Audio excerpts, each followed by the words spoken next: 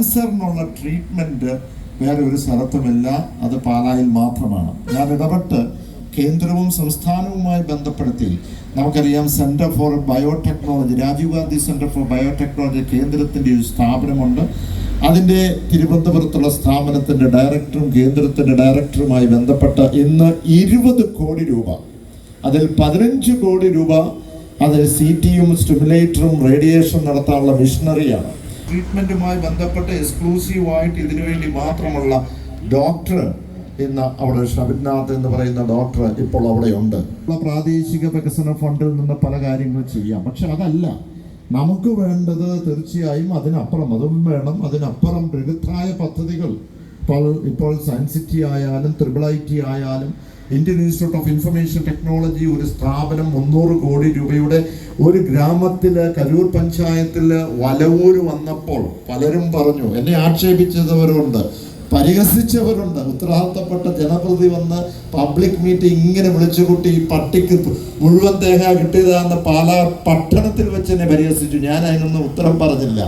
പക്ഷെ ഇന്ന് അവിടെ 2000 കുട്ടികൾ മാത്രമല്ല, ഇന്ന് പാലാ ടൗണിലുള്ള വ്യാപാരികൾ ഒരു ദിവസം വീട്ടിൽ വന്നിട്ട് എന്നോട് പറഞ്ഞു, എല്ലാ ദിവസവും ചുരുങ്ങിയത് 600 കുട്ടികൾ വണ്ടി പിടിച്ച് അവിടുന്ന് പ്രൈവറ്റ് അവർ തന്നെ വാഹനം കൊടുത്ത് ടൗണിൽ വരുന്നു ഷോപ്പിങ്ങിന്. 600 കുട്ടികൾ അവിടെ ബ്രില്യൻ്റ് ഉണ്ട്, അങ്ങനെയുണ്ട്. അതുകൊണ്ടാണ് ഞങ്ങൾ ജീവിച്ചൊരു വരുമാന മാർഗമായി പോകുന്നത്.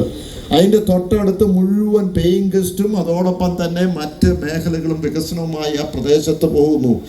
ആ പ്രദേശത്ത് തന്നെ അവരുടെ സ്ഥലം കൊടുക്കാനായിട്ട് നാട്ടുകാർ തയ്യാറായി. എന്തിനാ?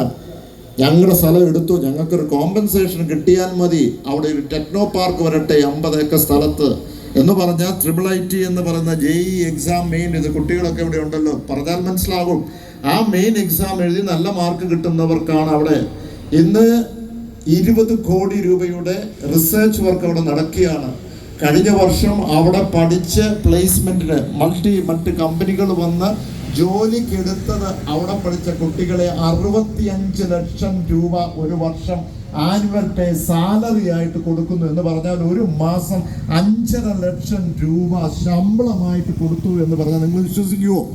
നിങ്ങളത് എടുക്കേണ്ടത് IIT കോട്ടയം എന്നടിച്ചാൽ അതിൻ്റെ 3 വിവരം ഏതൊക്കെ കുട്ടികൾക്കാണ് കിട്ടിയത്, എത്ര കുട്ടികൾക്ക് കിട്ടി, ഇതെല്ലാം അതിനകത്ത് വരും. സയൻസ് സിറ്റി വന്നിരിക്കുന്നു.